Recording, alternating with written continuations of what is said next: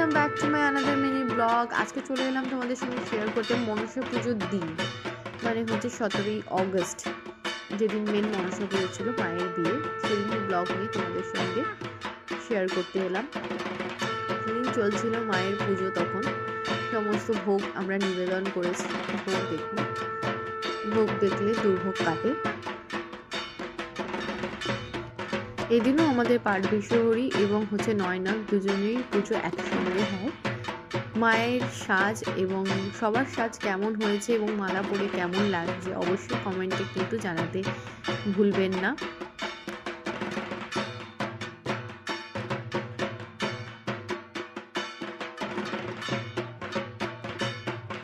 সবাই এখানে বসে পুজোর উপভোগ করছিল এবং অঞ্জলির জন্য অপেক্ষা করছিল।